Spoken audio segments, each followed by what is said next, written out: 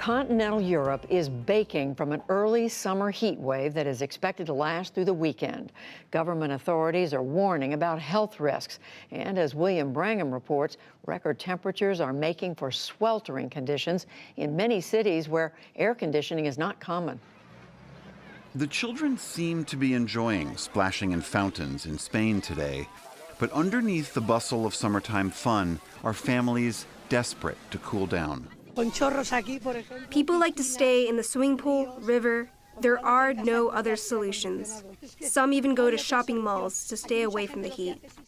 Temperatures here surged to a record 104 degrees Fahrenheit. People are struggling to escape the unprecedented heat day and night. The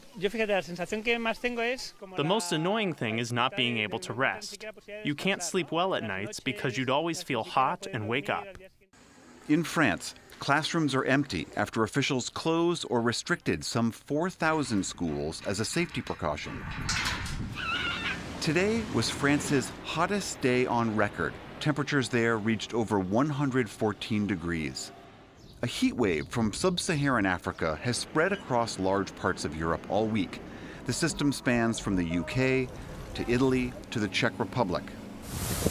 In Berlin, police deployed water cannons to salvage dying grass and trees. In Catalonia, firefighters struggled to control a wildfire under scorching temperatures. Tonight, Paris was baking as the U.S. women's soccer team defeated France at the World Cup.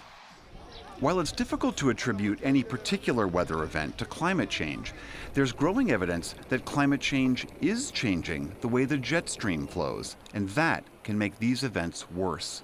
Michael Mann is an atmospheric scientist at Penn State University. This extreme heat is due to the fact that we're seeing these really large wiggles in the jet stream. The jet stream's slowing down, so these high and low pressure systems get stuck in place. And where you get one of these high pressure systems stuck in place, like we saw last year in California, you get extreme heat, extreme drought, and wildfire for days or even weeks on end. We're seeing the same thing happen this summer, and in particular right now in Europe. These unprecedented temperatures this early in the summer are a direct threat to human life. Spanish authorities say the heat has already contributed to at least 2 deaths. Experts warn that toll is likely to increase. If temperatures increase today, the rates of mortality will start to increase tomorrow. So if a heat wave lasts for 3 or 4 days, you will see an accumulated impact of the increase in mortality for 3 or 4 days after it's gone. Many Europeans know that risk all too well. In 2003, as many as 70,000 people died across the continent due to what were then record-breaking temperatures. But those deadly records were broken again this week. And experts warn this heat wave could be evidence of a move into uncharted waters.